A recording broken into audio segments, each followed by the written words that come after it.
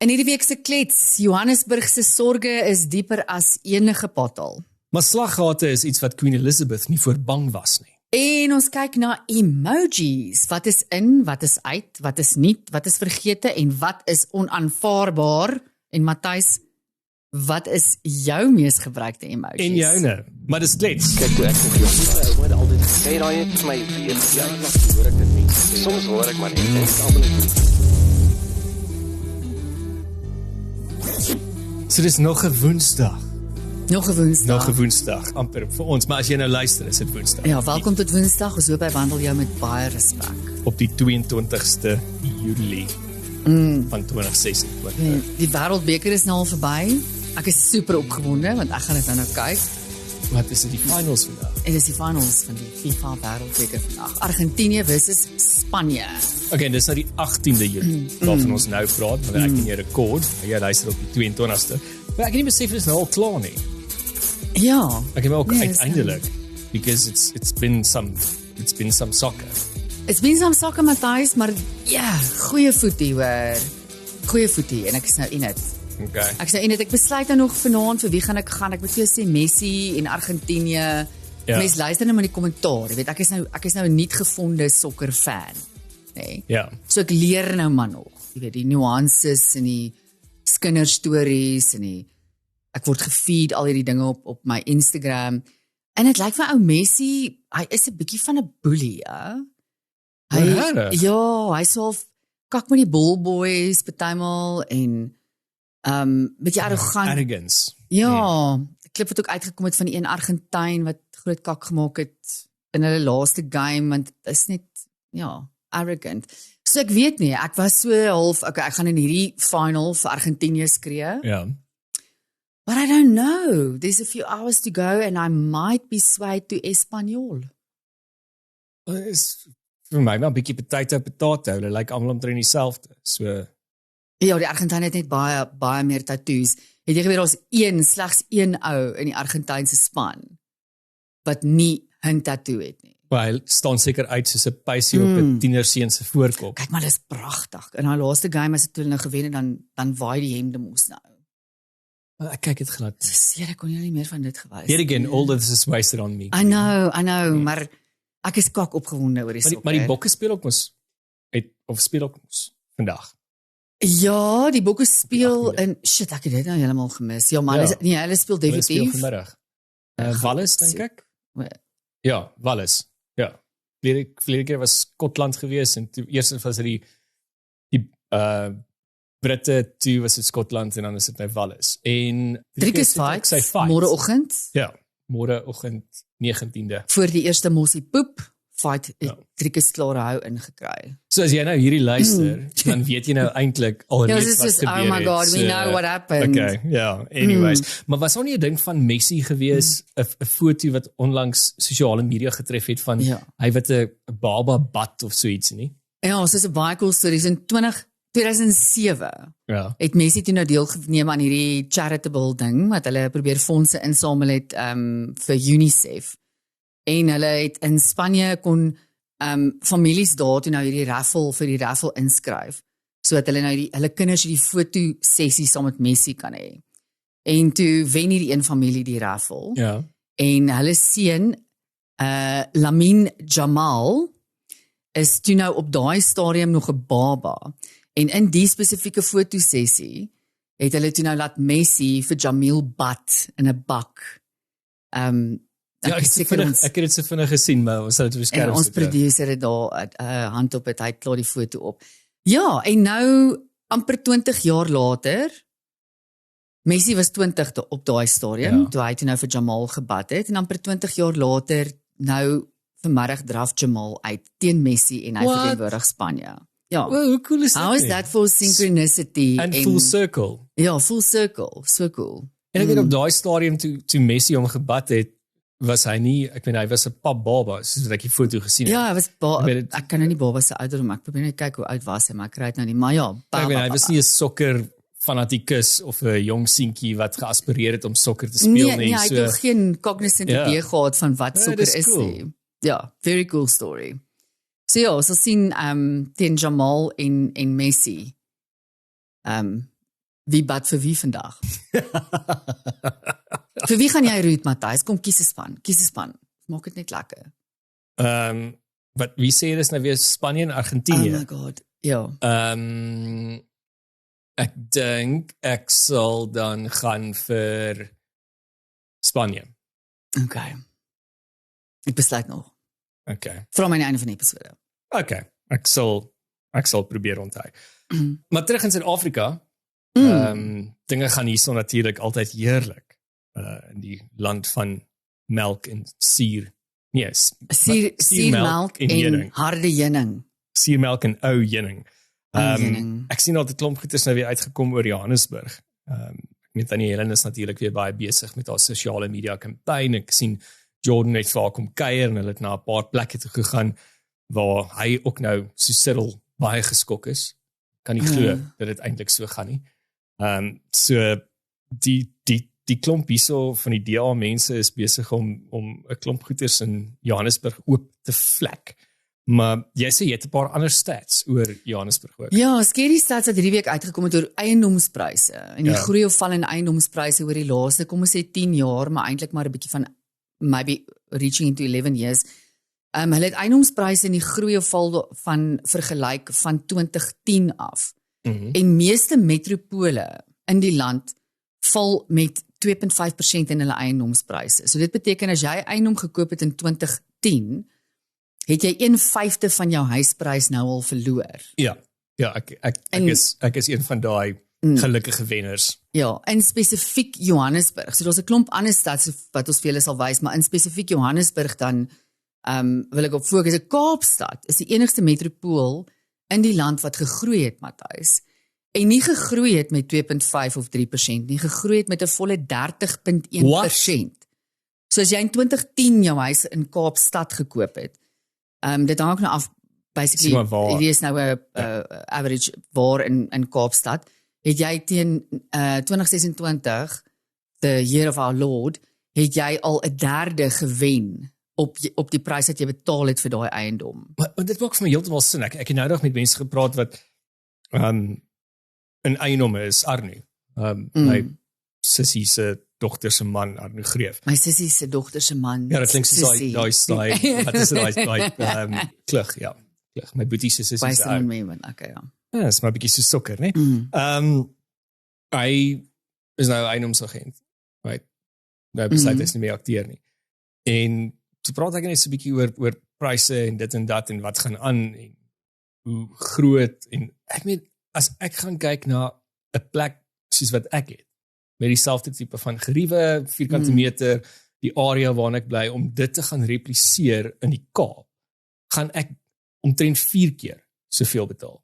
Dis belaglik. Repliseer is 'n pragtige woord, Matthys. Ek dink dit is 'n vieslike anglisisme. Ek het nog nooit hoor nie, is dan my nuwe woord. Kom ons hardloop met dit. Repliseer. Ja, as jy kyk na die nuus ook, wat vir my baie uitstaan is, jy weet, as mens net so gaan gauge, die hoeveelheid negatiewe nuus oor Johannesburg wat tans uitkom, versus dan die hoeveelheid positiewe nuus. Daar's ook negatiewe nuus oor Kaapstad, maar die hoeveelheid positiewe nuus.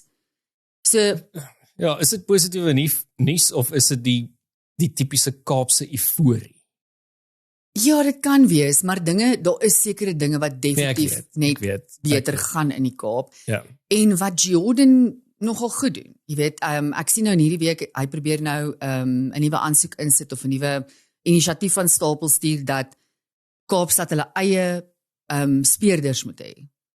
So, en dat hulle nie meer die nasionale SAPS speurders wil gebruik nie, want ons almal kyk na die Maklanka kommissie en ons almal weet hoe fucking korrup is die hele klomp van hulle. So hy wil sy eie speer divisie, 'n decentralized speer divisie vir Kaapstad create. So ek dink daar doen Jordan daar's 'n klomp innoverende goeders wat wel daar gebeur en dit sal ek vir Kaapstad gee. Die ding is vir my, as jy kyk, dit gaan sleg in die hele land, want ongelukkig het ons nou maar vir die ANC en Kap kyk. Maar as jy ten minste net besig is met positiewe inisiatiewe, versus jy kyk na Johannesburg en al wat hulle oor worry is, wat het Dadu Morora, wat sy naam? Is dit Morora? Dadu, seker nou, Morora. Dis nie menorah. Nee, Kom ons noem hom sommer menorah. Nee, wag nou. Okay, ek gaan nou uitdruk. Dadu Moreru. Morero. There we go. Asai. Maar hy is nou Dadu menorah vir my. Ek bedoel hy sit hierdie week en hy sê sorry, ons het 12 dae tot wanneer ons die ligte afsit. Wat Johannesburg het geld uit hardloop. En hy sê dit met 'n he's not worried. Asof dit net nog 'n dag is in Johannesburg. Yeah, no guys, we've got 12 days of money left. They've got very little days of money left. En so mors hulle ook, Matthys. En hulle doen nie innoverende goed nie. Ek lees hierdie week 'n artikel wat my so geskok het oor die besoedeling in Johannesburg.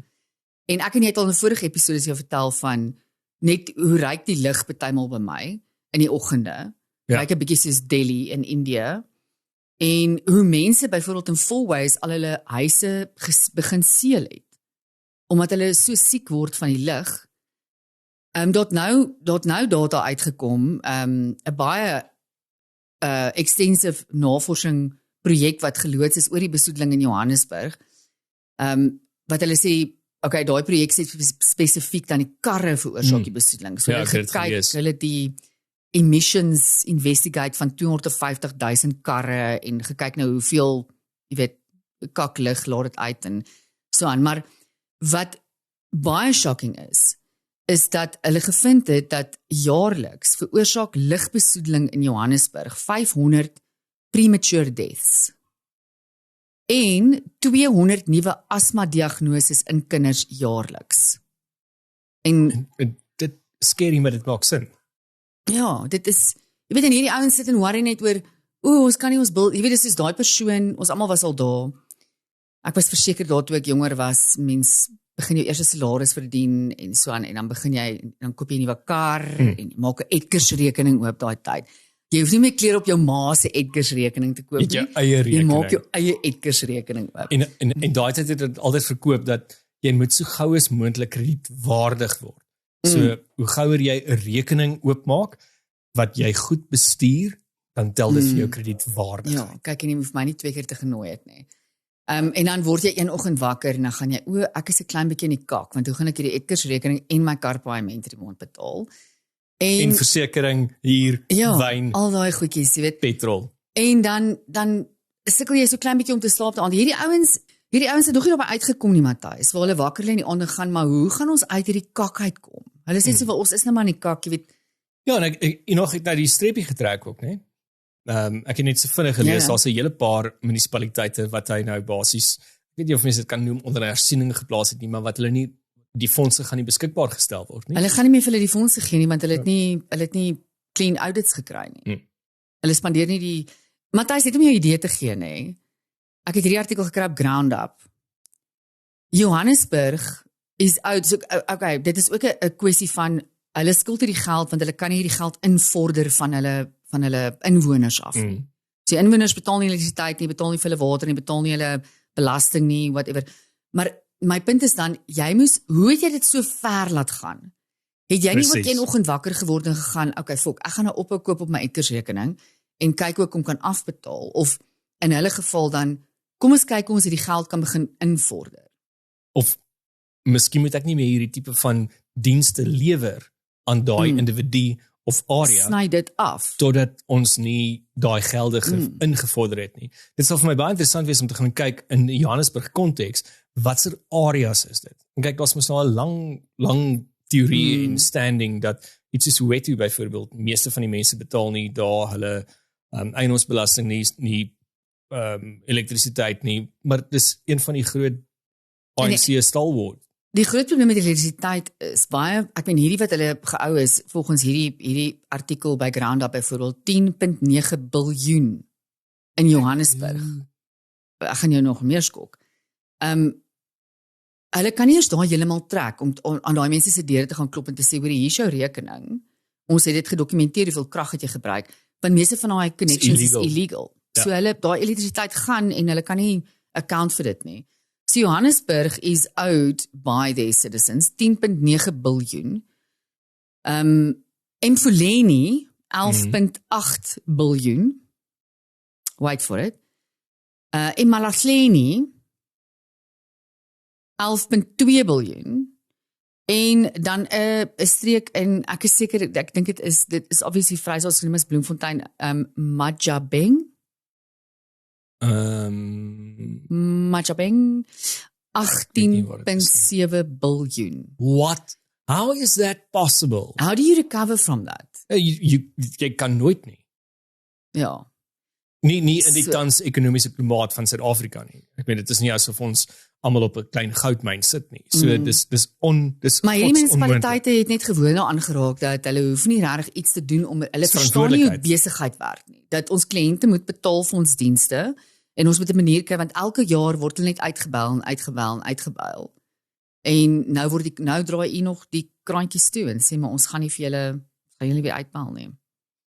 Wel, Colleen, ek dink op daai punt is dit seker die ding wat ons almal voor die meeste hoop op die stadium, is dat die volgende verkiesing wat nou einde van die jaar in November plaasvind, die plaaslike verkiesing, dat dit vir ons 'n deurslaggewende verbetering of verandering gaan gee in beheer van veral ons groot metropole. Ek vind as jy kyk na Johannesburg, dis een van die mees industrialized stede of areas in Afrika. Jare terug is dit gesien as die goudpot van Afrika. Ja, economic hub of Africa. En ek meen jy sê oor 16 dae is daar nie geld nie, dan word die ligte afgesluit. So ek meen hoe is dit moontlik in die 21ste eeu? My brein verstaan dit nie. Ja, nee, dit is 'n ou ding van inherited problem, maar die probleem is, het julle regtig nie een oggend wakker geword en gegaan, fok, ons moet nou iets doen nie.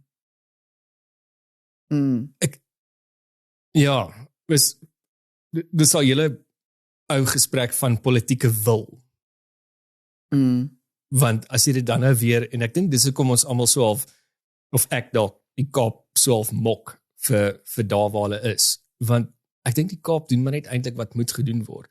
Maar dit staan op die stadium so ver uit oor dit wat ons as die normale Suid-Afrikaanse burger in die ander 9 provinsies sien, 8 provinsies, sien dat die Kaap lyk asof hulle hierdie alien country is. Ons het so mediocre geraak in hierdie land. Ja. Dat as jy net doen wat jy moet, dan word jy gesien as 'n uitskieter. Nee, dis scary. Maar ek het vinnig gaan kyk na stats van die tussenverkiesings wat die afgelope ruk plaasgevind in Suid-Afrika tussen Februarie 2022 en Junie 2026. So altesaam was al 423 tussenverkiesings gewees in 145 munisipaliteite oor al 9 provinsies. So as jy gaan kyk na die wenners en die verloordes oor hoe goed dit lyk, so die DA het die ANC, het die meeste wyke van partye verloor sedert 2022. 65 wyke het hulle afgestaan terwyl hulle net 17 oorgeneem het.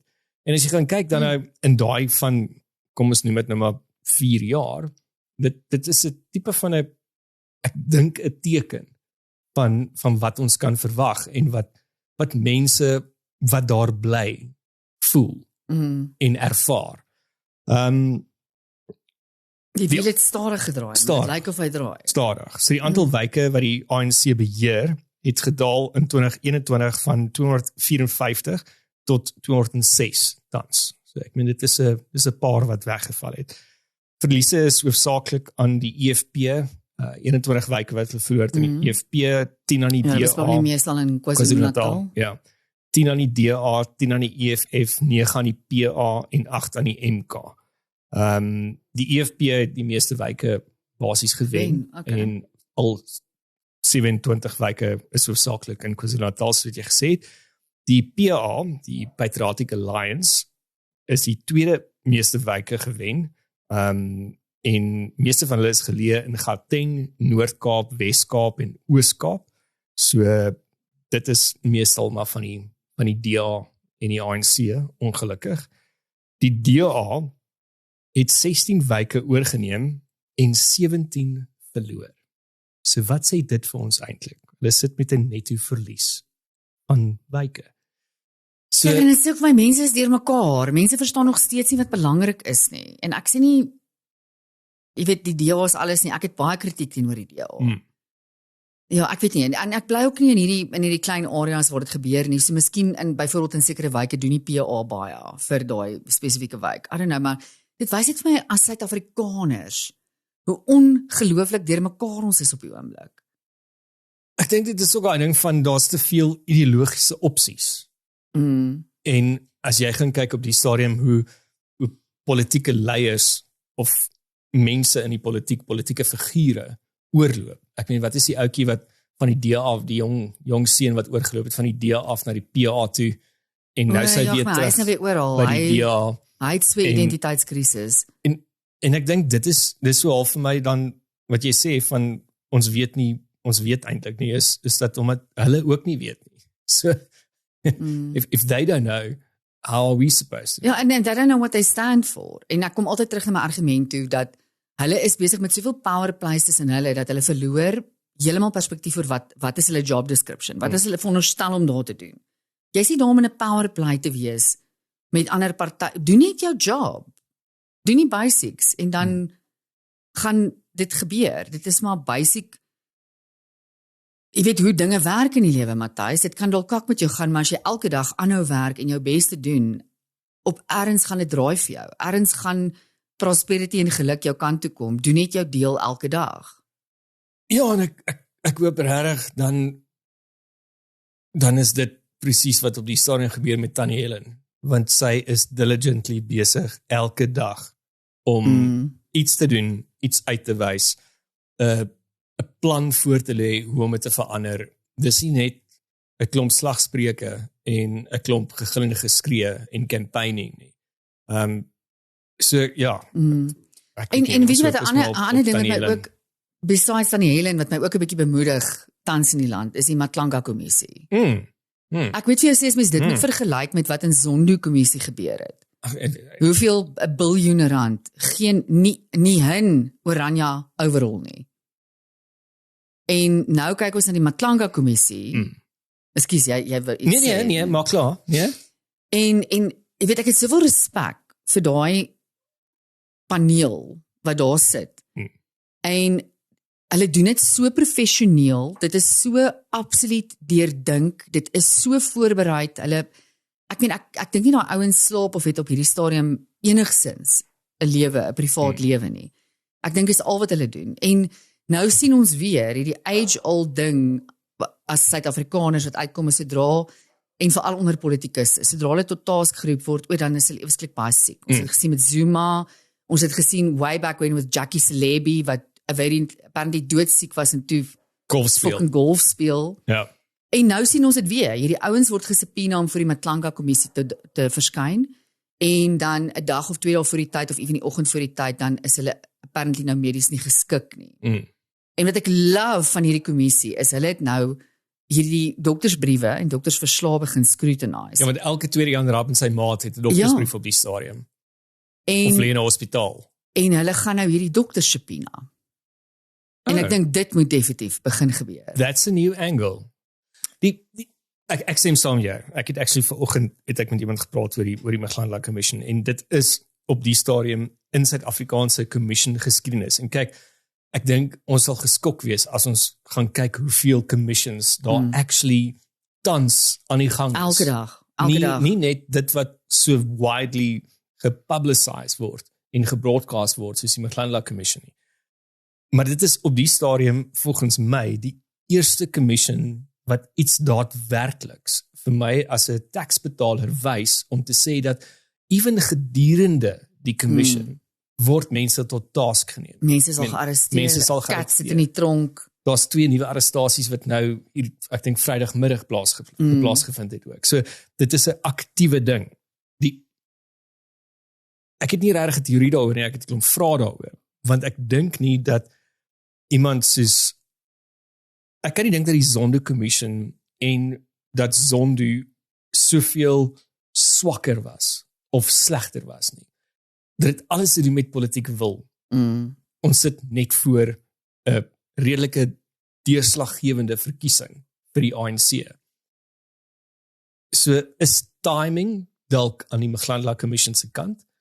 Of is dit wat hulle ondersoek? Want aan die ander kant kan mense sê die Zondo Commission het staatskaping na gekyk en dis maar boetie vir baantjies en daar's maniere hoe goeders kan omseil word en want eintlik was dit as jy gaan kyk na die Sonderkommissie was dit eintlik 'n ondersoek op die ANC. Was oor niks anders te gewees nie. En is dit dalk omdat dit 'n bietjie verwyderd is, dat dit 'n meer operasionele ding is soos die polisie, maar dis my vreemd dat hierdie ene soveel traction kry en resultate lewer. Ek het nog daaroor gedink en ek dink kyk Zondo het 'n goeie job gedoen. Maar Zondo het gegaan, okay, ek gaan hierdie werk vir julle doen en ek gaan uitvind wat hier aangaan, maar dan handig ek oor aan die autoriteite en julle moet iets doen en toe daar niks gebeur nie. Ek dink tog die Matlanga kommissie, daai hele span het op 'n stadium gaan sit en gegaan wat kan ons leer uit wat verkeerd gegaan het in die Zondo kommissie. En kom ons doen dit anders. Ek het nie feit om dit te sê nie, maar as ek net so na 'n paneel kyk, ek dink hulle het actually tyd gevat om te sê wat kan ons beter doen? 'n strategie. Ja. Ja, ek dink daai paneellede daar, hulle is absoluut amazing. En hoe Matlanga nou dag sy shit verloor het ook met 'n regsverteenwoordiger net om basies te sê vir haar, jy is belaglik. En jou renasievoering of jou aanvoering is heeltemal belaglik. Jy is besig om vir my poep te voer en om ander goeders op die tafel te sit wat nie nou die kwessie is nie, omdat jy ronddraans om die rol. So nee, ek dink hulle doen absoluut amazing. En ek dink dis iets waaroor ons as Suid-Afrikaanse taxbetalers op die stadium kan trots wees oor. Ja, totally. At least something's going right, nee? At least something. Ek meen as mens kyk na ek sien vinnig vanoggend ook hierdie berig op een van, jy weet, Cyril het mos numerous advisory boards. Ja, kyk, hy is 'n slet vir 'n advisor. So een van sy advisory boards, die Presidential Economic Advisory Board, het nou 'n nuwe voorstel weer eens vir 'n amendment op die BEE. Natuurlik, laws. Want dis al wat Cyril het is die BEE en voorstelle daar. So, ja, ek dink net ons moet hierdie advisory boards 'n bietjie begin scrutinize. Dis ten spyte van die feit dat ons onmiddellik hulle fucking briljante ideetjies moet begin scrutinize, maar ook die mense begin scrutinize, want ek dink hulle op die board sit. Wat op die board sit. Hulle sit op hierdie boards, hulle kom een keer 'n maand of whatever bymekaar en hulle moet ietsie sê en moet nou ietsie bydra en dan kom hulle met 'n pot kak wat hulle wil bydra. So hierdie nuwe voorstel kom van Ekskuus, kan ek daai mense word ook 'n kakhuis vol geld betaal, né? Ek dink hulle word betaal. Ek is nie 100% seker nie, maar ek glo hulle word 'n stipend betaal. Ek sal nie sê 'n kakhuis vol geld nie, but possibly some kind of honorarium word hulle verseker betaal. So ene Kuben Naidu wat deel is van die president se ekonomiese advisory board het nou vorendag gekom met 'n BE surcharge wat hy nou BE projekte mee wil fund. So hierdie surcharge wat hy nou voorstel, okay, dis voluntary. Hy sê dis 'n voluntary surcharge wat companies kan betaal. I mean, who's going to do that? First of all. Is dit een van daai belaglike goeders dan as jy dit nou betaal, dan kry jy 'n hoër BE score? Ja, dit gaan probably daar voordele vir jou inhou. So it's a 5% surcharge to fund BE. So met ander woorde, as jy nou R100 betaal in jou company tax, dan gaan jy nou R105 betaal vir hierdie surcharge. Nou Kuben Naidu het homself nou al bewys in die area van ekonomie en finansies. Hy was op 'n stadium die deputy governor van die Suid-Afrikaanse Reservebank. Okay. Maar Kuben Naidu is tans die hoof van corporate payments by Investec. So ek dink net ons as gebruikers van banke, maatskappye as gebruikers van banke, kliënte van banke, moet ook op 'n stadium, dis hoekom ek sê ons moet gaan kyk wie is die mense op hierdie advisory boards. Waar sit hulle? Where can we hurt these people? Because clearly they're coming up with these ideas to hurt us. Ek bedoel dis wel op die ouene tax revolt. Ja, hierdie ou is deel van corporate payments by Investec. Hoeveel Suid-Afrikaners het baie suksesvolle besighede met hulle rekeninge by Investec? En ek dink daai mense moet bymekaar kom en vir Investec 'n groepsbrief skryf en sê, luister, rope in this guy because he's harming us. Ek hoor presies wat jy sê. Jy verstaan wat ek sê, nee? Nee, ek verstaan heeltemal en ek stem saam met dit. Die probleem is Colleen, as jy gaan kyk na na corporate Suid-Afrika in die afgelope hoeveel jaar, moet ek weer sê, meeste corporate Suid-Afrika het nie ballas nie. Nee, hulle het nie meer Want ballas hulle nie. ballas is in Cyril se fucking iPad kassie. Nee, En dit is die groot probleem. En ek kan net nie glo dat ons hierdie, maar wat is daai minister van ons minister van nywerheid, ek weet nie, hy het mos hierdie groot BE fonds wat hy aanwerk. Ja. So hierdie is nou seker net nog 'n add-on tot die groot BE fonds wat ons as Suid-Afrikaners nou moet befonds. Hy's Parkstyle. Daai- Trading industry, ja. Die einste. Maar wie is my gatse deksel, Matthys? Hierdie ouens wat sit op hierdie advisory boards en met hierdie, dis hoekom ek sê hulle fucking ideetjies. Because this is not a great idea.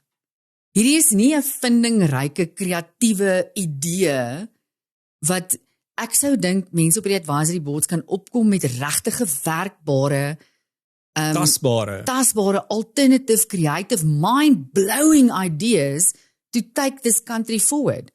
But you probably, jy word gevlieg ergens heen vir die advisory board committee, baie belangrik, jy bly in een of ander hotel, jy word gery deur die drywer na whatever se plek toe waar die advisory board committee mee by mekaar kom, en dan die beste idee wat jy mee kan opkom, is a 5% voluntary BE tax. Really? Did you ChatGPT that shit? Anyway. En die sad ding is dat groot corporates gaan val daarvoor. Want dit is 'n manier hoe hulle geld kry. Niets anders kan kry. Ja. Ek dink net op hierdie stadium in leierskap en veral op hierdie advisory boards, ons het regtig nie ons slimste mense wat daar dien nie. Regtig ons het nie. Ek dink dit is nie net 'n lokale probleem nie. Hier het ons veral 'n lokale probleem, maar dit is maar dink ek 'n internasionale probleem as ons kyk na the lack of leadership internasionaal, reg oor die wêreld. Nee, absoluut. Ons sit in die grootste leadership vacuum, dink ek, in die geskiedenis van die wêreld se politiek. Shame, ek lees nou nog 'n meme van Engeland in die week toe Engeland nou verloor het teen die Bokke? Nee man. Die sokker, teen wie het hulle gespeel? Argentinië. In die week. Ja. Focus. Ja. Ja, daai game is geraap, by the way. Dit is definitief geraap, maar Argentinië was briljant. Ja, Argentinië was briljant in die laaste 15 minute, but nonetheless it was overtime. Ek dink ons het klaar oor gepraat. Anyway, dis net die laaste 15 minute wat tel in meeste goeters. Ja, shame to say hulle, die meme sê no FIFA World Cup, no Ashes, die cricket ook verloor. No president, no prime minister rather, no prime minister and no air conditioning. Ja, want ek hoor die mense kak daar. Ja, shame. Arme Engeland.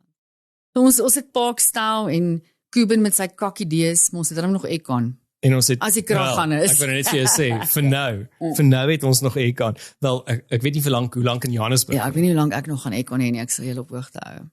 Ek net so vinnig iets gesien ook dat Amazon se satellite internet is goedgekeur in Suid-Afrika. Ja, so how did that happen, Matthys? Verduidelik dit vir my. Hoe het dit gebeur en Starlink nie?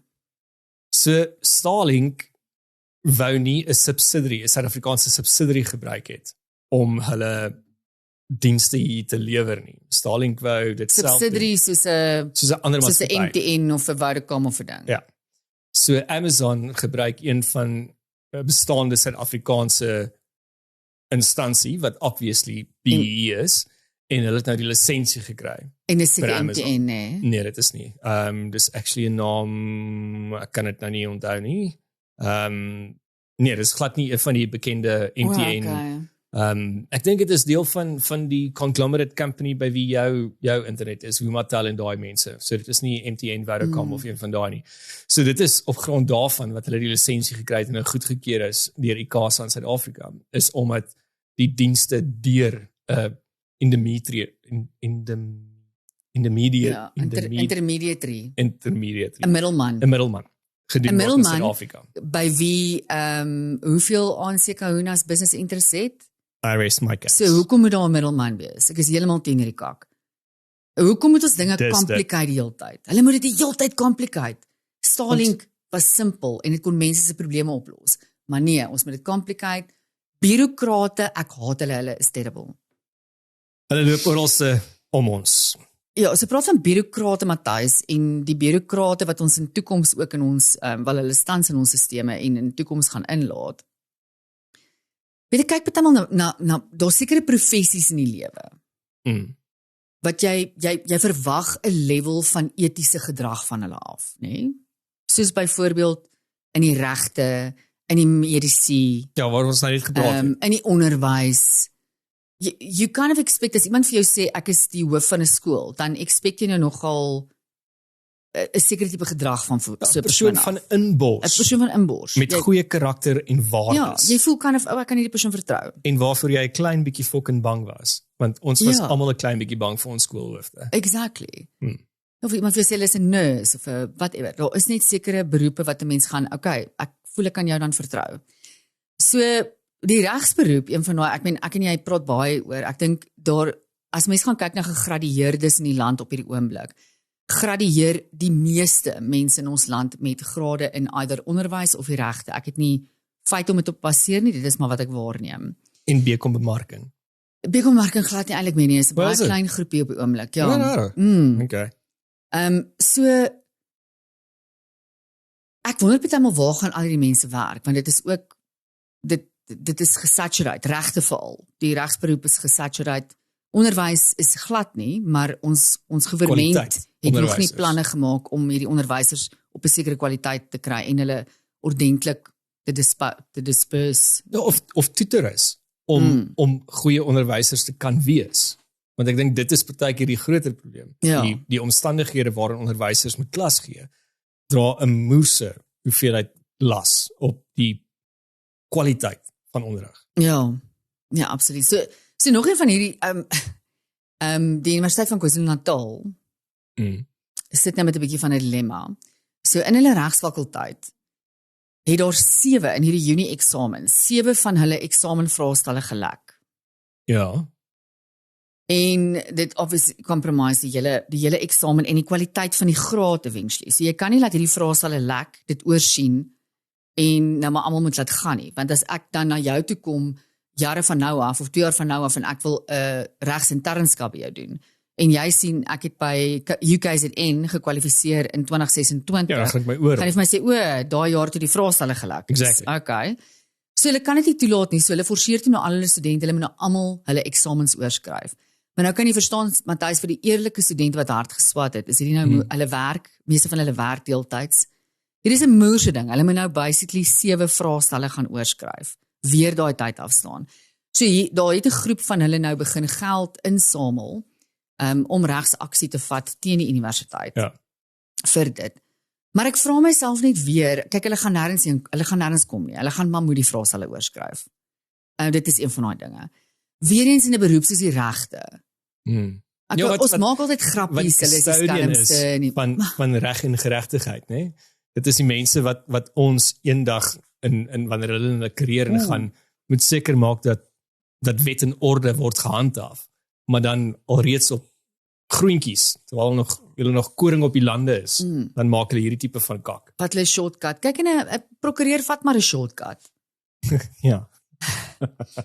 Maar ek dink dit wys dit nou weer eens nie dat ek dink nie dis altyd die eerlikste beroep nie, of die beroep met die eerlikste mense nie. En ja, die regte ding sou gewees het as 'n regstudent. As jy 'n vraestel kry wat gelek is, jy sien daai vraestel, moet jy opstaan en gaan, this is not right. I'm actually not writing this exam. En hierdie vraestel is gelek. Maar maybe het hulle almal legally blind gekyk en dis hoekom hulle wou regters geword het of in die regte ingewees het, maar eintlik is daar niks nie. Maar ek dink kom ons gaan kyk gou wat gebeur in die geskiedenis in die volgende week.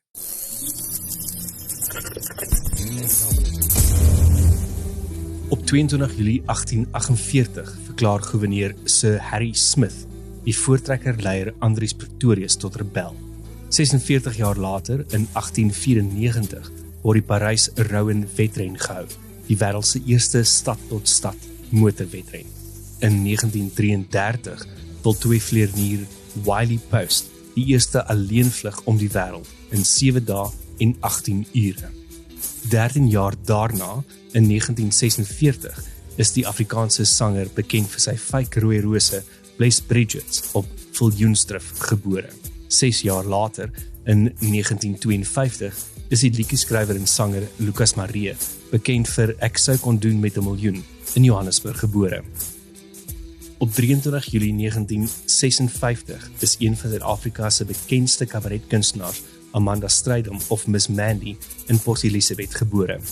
In 1986 skaf die apartheidsregering die verpligte daaglikse dra van pasboeke af. Op 24 Julie 1847 bereik Brigham Young en sy mormoonse volgelinge na 'n tog van 17 maande die Salt Lake Vallei. 15 jaar later, in 1862, is Percy Fitzpatrick, skrywer van Jock of the Bushveld in King Williamstown, gebore. Meer as 100 jaar later, in 1964, ontplof 'n bom wat deur die onderwyser John Harris geplant is by die Johannesburgse parkstasie, waar een persoon sterf. Harris word die volgende jaar tereggestel en word die enigste wit persoon ooit wat vir anti-apartheid sabotasie gehang word. 5 jaar later, in 1969, 10:05 UTC-tyd, land die Apollo 11 bemanning veilig in die Stille Oseaan suidwes van Honolulu, Hawaii. 9 jaar later, in 1978, word die 18-jarige Margaret Gardner die eerste Suid-Afrikaner wat die Miss Universe titel dra. Op 25 Julie 1901 spreek Emily Hobhouse in Brittanje openbare vergaderings toe oor die verskriklike toestande in die boere-konsentrasiekampe. In 1956 bots die skepe Andrea Doria en Stockholm naby Nantucket Eiland aan die Amerikaanse ooskus. 22 jaar daarna, in 1978, word Louise Brown, die wêreld se eerste toetsbuis baba, in Engeland gebore. 3 jaar later, in 1981, doen anti-apartheidsbetogers die afstel van die Springbokke se wedstryd teen Waikato in Hamilton, Nieu-Seeland. En in 2000 stort 'n Concorde kort na opstyging in Parys neer, waarby al die 109 aan boord en 4 mense op die grond dood is. Op 16 Julie 1847 verklaar Libië, gestig deur bevryde Amerikaanse slawe, onafhanklikheid. 97 jaar later, in 1944, tref die Duitse V2 vuurpyl, die wêreld se eerste langafstand ballistiese missiel, Brittanje vir die eerste keer. En in 1953 lei Fidel Castro 'n aanval op die Moncada kaserne in Cuba, die simboliese begin van die Kubaanse revolusie. Op 17 Julie 1953 word die wapenstilstand onderteken wat die Koreaanse oorlog beëindig. 36 vlieëniers van die Suid-Afrikaanse lugmag het in die oorlog gesterf. En in 1996 ontplof 'n pypbom in Sentinel Park tydens die Olimpiese Spele in Atlanta. 2 mense sterf. Op 28 Julie 1914 verklaar Oostenryk-Hongarye amptelik oorlog teen Servië. Dit word algemeen beskou as die begin van die Eerste Wêreldoorlog. Op 29 Julie 1953 word Santam Versekeringsmaatskappy amptelik geregistreer. In 1981 trou Prins Charles met Lady Diana Spencer by die St. Paul's Cathedral in Londen. En op Sondag 29 Julie 2018 is die gevierde Suid-Afrikaanse sopraan Nelly de Tooy op die ouderdom van 88 in Stellenbosch oorlede. So gepraat van geskiedenis, Matthys. Ja. Ek het onlangs gehoor, ek weet nie of jy geweet het nie, Koningin Elisabeth wat nou oorlede is, nee. Sy was die enigste persoon in Engeland wat toegelaat was om te bestuur sonder 'n bestuurslisensie. Ja. Okay. So die rede vir dit is, of was basies, omdat sy is die authorizer. Jy weet, haar stamp of approval kom op jou bestuurderslisensie. So sy kon nie haar eie bestuurderslisensie authorize nie, so toe is sy toegelaat om sonder een rond te ry. Wel, daai klink vir my soos 'n gap in die policy, maar okay. Ja, is definitief 'n gap in die policy. Kyk, Koningin Elisabeth het haarself nou verseker nie ooit of dan selde op 'n publieke pad rondgery nie, maar kyk, sy het in die moerse 'n stuis gehad. Maar sy was ook 'n mechanic.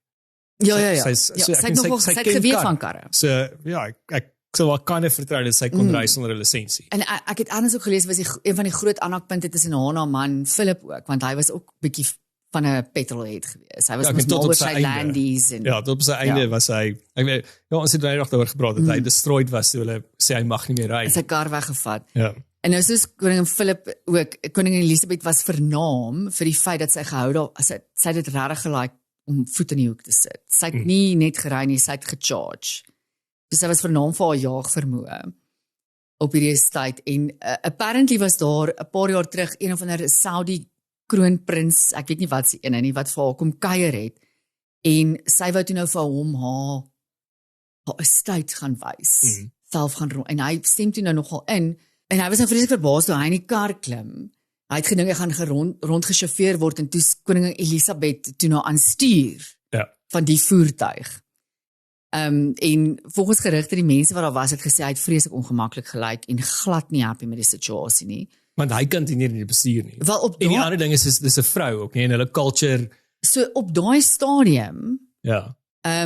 Kyk, vroue kon nog net bestuur in Saudi van ek dink 'n goeie maybe 10 jaar terug. Praat nou die korreksie, maar is onlangs wat hulle vroue toegelaat het om te begin bestuur in Saudi. So op daai stadium toe die kroonprins mag vroue nie bestuur het nie. Okay. So nou kan jy imagine nie, man. Anyway, en sy trek toe nou weg en sit voet in die hoek en apparently het hy haar in die rit 'n paar keer gevra to please slow down, wat sy natuurlik heeltemal geweier het om te doen. Bessie. Don't you love it? Don't you love it? Ons koning Elizabeth. Ja, same. Ek meen koningin Elizabeth. Ja, sy is seker een van daai konstante gewees van hoeveel jare. En ek meen Vienna vingers, he just doesn't have that. Ag, Shem, ek dink hy doen goed. Ek sien dat 'n ou pint gaan drink om saam met die mense van Engeland te treur oor die Engelse wat uit die sokkerwêreld, ekskuus, praat oor sokkerwêreldbeker uit was. Was natuurlik terrible in Londen. So ons vriendin en getroue luisteraar was nou op pad van die werk af huis toe die game gebeur het. En sy het vir my 'n paar video's en foto's gestuur van die absolute pandemonium. Dankie. Op die strate van Engeland, soos wat sy nou stop met die trein en die busse op elke dorp toe die Engelse toe nou verloor het. Dis 'n geween, 'n gehuil, 'n gebliksem, 'n gebier drink. En even nou Charles het 'n pint gaan drink om sy sorrows te down. Ek dink hy wou net vir 'n oomblik wegkom van Camilla af. Dis dalk al. Maybe. Kom uit dit gedoen het. In Suid-Afrika is daar 'n nuwe kampanje vir 'n Protea emoji. So ek weet ons almal gebruik emojis elke dag. En actually die statistiek wys is actually nogal scary. Hulle praat van daar word tussen 15 en 20 miljard emojis per dag gebruik op al die verskillende platforms. So WhatsApp omtrent 7 miljard, Facebook Messenger omtrent 5 miljard, Facebook oor die algemene tydlyne en plasings so 700 miljoen. Instagram is die minste 500 tot 600 en dan Twitter die heel minste 250, want jy gaan nie 'n karakter mors op 'n emoji daar nie. Hang af wat se tipe van plasings jy maak. Maar so Suid-Afrika daar's nou 'n kampanje aan die gang. Deur Wild Rescue en natuurreservaat en 'n organisasie vir sonder winsbejag wat 'n aansoek doen by die Unicode Consortium en dit is die Unicode Consortium is die instansie wat emojis verifieer, reguleer en beskikbaar stel. So dit is dit is die konsortium vir dit ook. Die databasis van emojis en elke jaar so selfs emojis het bureaukrasie. Ja. So elke jaar is ek dink is die 17de Julie word dit bekend gestaan as internasionale emoji dag. En op daai dag dan word dan beplan wat se nuwe emojis word ingesluit. Wat ons dan nou my by September 2026 gaan sien, dan gaan daar 'n nuwe emojis ingesluit word. So ja, Suid-Afrika kampanje op die stadium vir 'n Protea emoji. Ek sal hou van 'n Protea emoji. Ja, ek dink dit kan cool wees. Ek message nou nog iemand en ek wil vir hulle 'n ouma emoji stuur. Ouma emoji. Daar is nie, daar is nie 'n ouma nie. Dit is 'n geel persoon met kort grys hare. 'n Ouma moet krulgrys hare hê of 'n Ek sweer ek het al so eene gesien. Ek kon nie 'n ouma emoji kry. Ek sal dit gaan kyk. I was baie disappointed. Maar hoe ons kan help as Suid-Afrikaners om seker te maak dat ons die Protea emoji kry, is om die hitsmerk te gebruik of die hashtag emoji vir Protea, Proudly Fynbos en Cape Floral Kingdom. Dit is op die stadium die geregistreerde hashtags wat ons kan gebruik. Om dan nou, want dit gaan my alles saam oor traction. So, hoe meer goed is gebruik word, hoe meer dit bewus word, dan kry jy op die einde emoji. So, jy het nou gesê ons moet elkeen gaan kyk Ja, ek oor voel- hoe ons emoji. Dis altyd baie interessant want dit doen Okay, so verduidelik dit net vir my, wys hoe doen baie mense oor dit? hoe jy kommunikeer, nee, want emoji Ja. het eintlik maar soos 'n nuwe taal geword. Okay, So om te kyk watter emojis gebruik jy die meeste, Matthys. So Ja. begin net 'n nuwe boodskap, so stuur sommer vir my boodskap. ja, okay. En dan Dan- en dan klik jy die emoji Emoji daaronder. icon en dan sê sien nou jou die emojis wat jy die meeste gebruik kom eers op. As dit nie doen nie, slik jy wys dan druk jy daai horlosie dingetjie. Sien jy moet op daai setting wees. Ja, ek is op As jy die wil- horlosie. Ja, dan kan jy nou sien, ek dink dit sê baie van hoe mense kommunikeer. So wat's jou nou, Matthys? My eerste is die laggie met die traantjies Ja. en dan die apie wat so maak Ja. en dan I don't die want to see anything. Die, ja, ja. See no evil Oppie. Dan die gesiggie wat 'n hartjie soen stuur Ag, cute Matthys. Ja, ek is toch wel cute. Hy is nie op my lysie nie. en dan die gesiggie wat omgedraai is, die omgedraaide smile gesiggie. Want jy smaak teer mekaar mense van die Ja, en dan die knipoog en dan die hartjie, die oë en 'n eiervrug.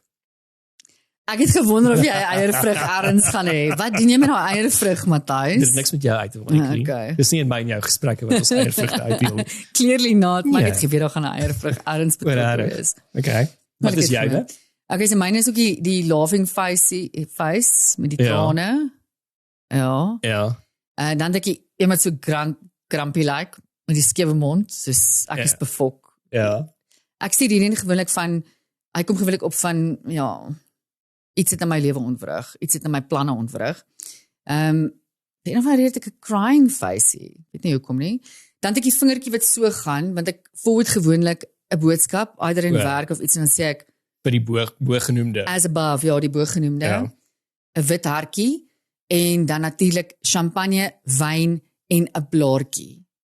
Want ek hou van wyn en natuur, alkohol en natuur. Is daai blaartjie nie dag aan nie? Jy kan met dit maak net wat jy wil. En daai perske? Waar is die perske? Ons nie 'n perske nie. So apparently die top emojis is die meeste gebruikte emoji is 'n rooi hartjie wat obviously liefde Ja, like, how en dan boring. die gesiggie met die trane. Dis die tweede. Dan die huilerige gesiggie, die traantjies wat so huil. Vonkel of 'n skitter, daai sterretjies. Oh, okay. Daai enetjie. Dan 4, dit is nommer 5. Daai ander gesiggie wat so half skeef is en dan die traantjies wat so half rou wat Die laughing Die face, laughing die een face, wat daai my ene. eerste een Ja. is, ja. dan die ander enetjie die bloosgesiggie, dan die gesiggie met die hartjies, die klomp hartjies op, die duim, Mm, maar jy doen daai ene. ek dink daai. Daai ene. Kyk op. Jy wil eintlik daai ene doen, maar daar is nie so ene nie. Is daar so ene? Daar was so een op 'n stadium. Ek het dit Ja. al vir iemand gestuur. Dit Per het ek nou weer ongeluk. afgehaal. Ek O, het rarig. letterlik by die en was nogal 'n werkskollega Oh my wat ek wou sê soos hier bo aangeheg en toe kom die verkeerde vinger uit. Gelukkig was dit 'n werkskollega om met wie ek oor die weg gekom. So ek kon sê, "O, fuck, sorry. Verkeerde vinger." So die duim en dan nommer 10 is die handjies. Die bithandjies. What is that about? Ek sukkel met die bithandjies. So daar was op 'n stadium het hulle gesê is nie bithandjies nie, Ja. dis 'n high five. Ja. Maar party mense sê dit is baie dankie of dit is 'n gesprek of 'n hoop of dat ek pleitend is of high five. So dit gaan oor interpretasie van wat jy Ek hou daar nie uit van wil dit lyk kry. vir my soos 'n gesmeek. Ek hou nie van hom nie. Sê net vir my Dis- dankie. Ek dink nie as hy's enigstens naby nie.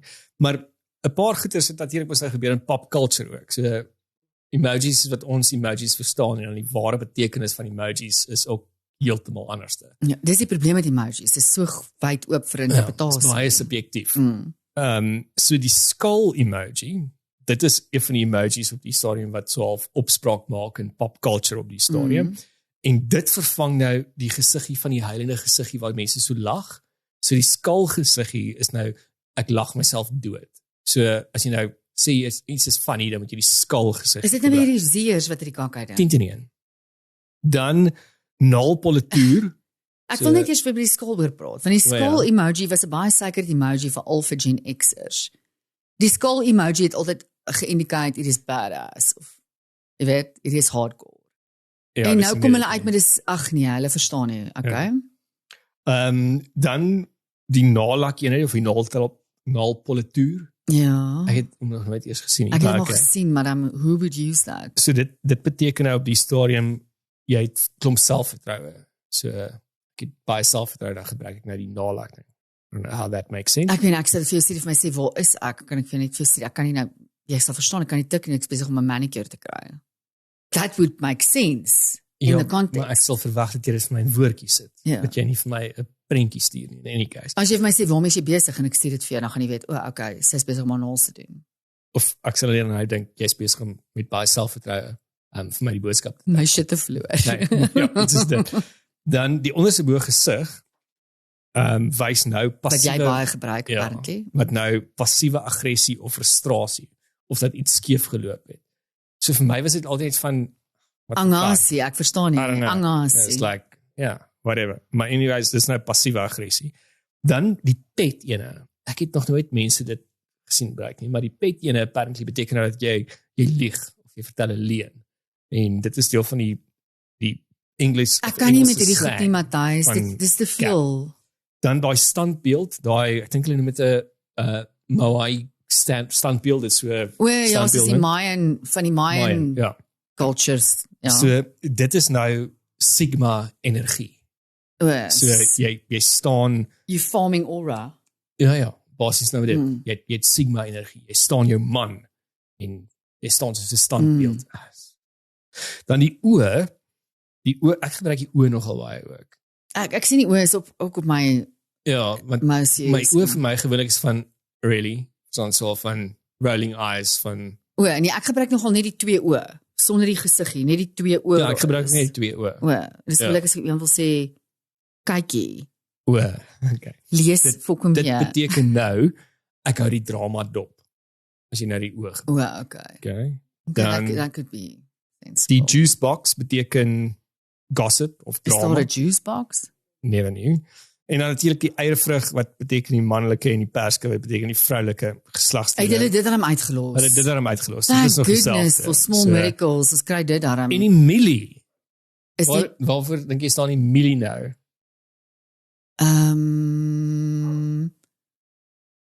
Ek weet nie. Ek sê dalk vir jou getik het hy het 'n groot mielie.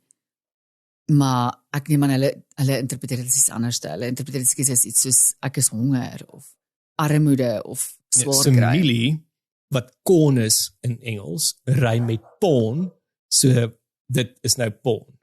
As jy 'n mielie insit.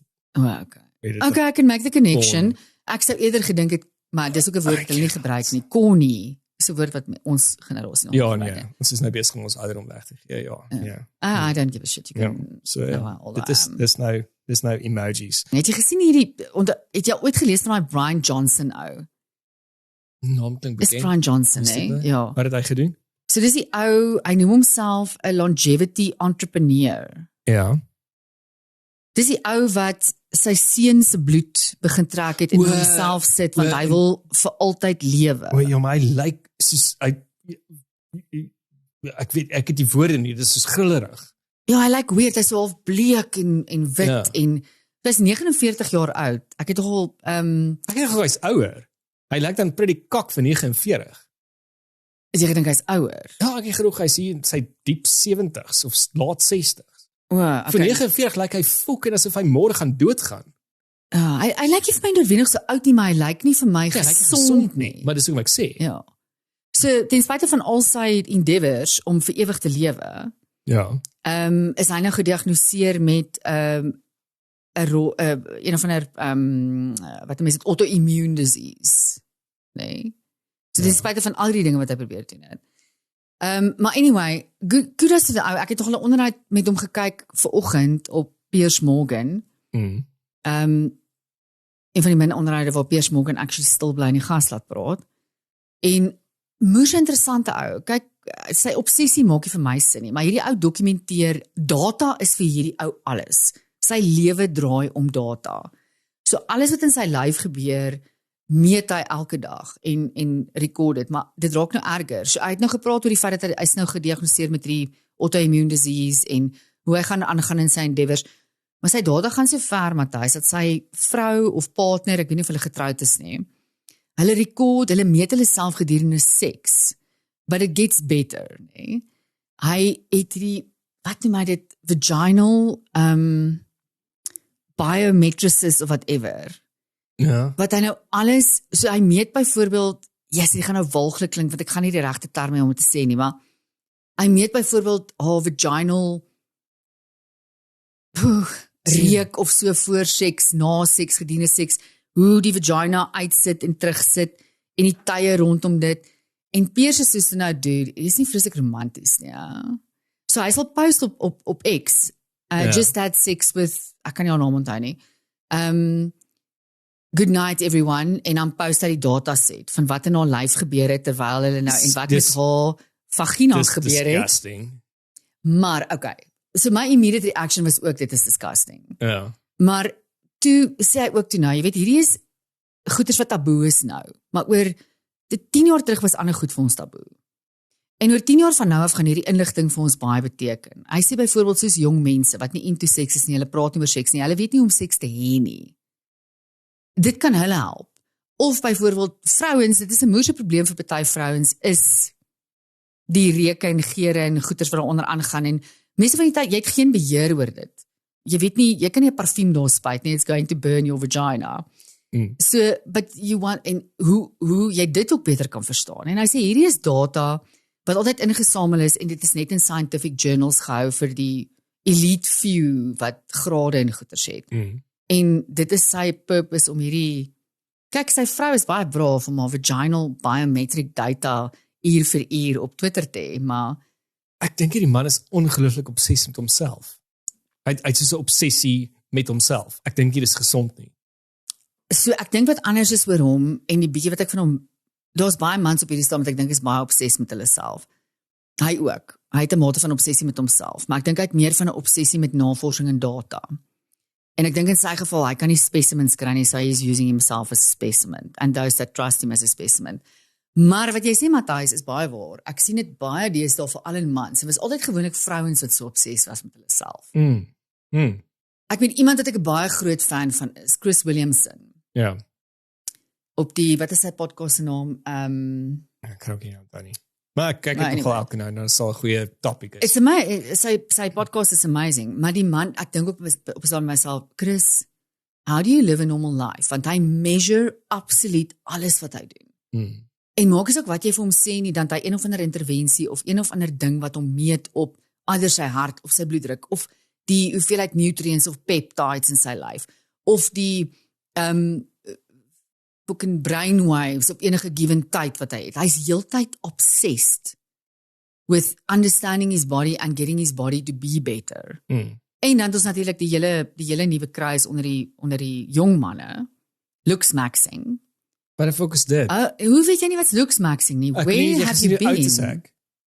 Matthys, dit is hektiek, hè? Ja. So die jong ouetjies is alles into hierdie kruis looks maxing en ons paar groot Ek moet verduidelik vir my wat is looks maxing. Ek gaan nou vir jou 'n paar groot influencers wat hierdie ding begin het. So die ou wat die grootste influencers se naam kan ek nie onthou nie. Ek gaan dit nie onthou nie want ek kan dit nie uitspreek nie. Hy het begin om hierdie kinders so dit gaan nou so ver, Matthys, dat hierdie jong ouetjies breek hulle kakebene. Hulle gaan in vir surgery, hulle breek hulle kakebene sodat hulle kakebene kan groter groei. What? Maar ja, ons sit met 'n hele generasie mans wat absoluut obsessed is om fucking goed te lyk. En ja, it's a crazy phenomenon. En hulle self actually sal fisies skade aandoen. So hulle breek hulle kakebene sodat die kakebeen kan aangroei, elke keer as hy aangroei word hy groter en groter en groter sodat hulle die manly features kan hê. Ja, maar glad nie, dit is absoluut, dit is waansinnig, dit is absoluut waansinnig. Ek is so fucking bly ek is meer jong. Klink ek nou soos iemand van ons ouderdom. Maar terwyl ons nou praat oor looks maxing en moomfies, Marina, dink ek, is dit aan die einde van klets. So, dankie dat jy geluister het. Ons vat vir die volgende 2 weke vat ons 'n production break, so ons is terug op die 12de Augustus met nog 'n klets. So, jy gaan 'n bietjie see toe. Ek gaan 'n bietjie see toe. Jy moet die see baie geniet, Matthys, jy en Sofia. Ek en Sofia. So kyk mooi na jouself, ons sien jou oor 2 weke. Lekker bly. Cheers.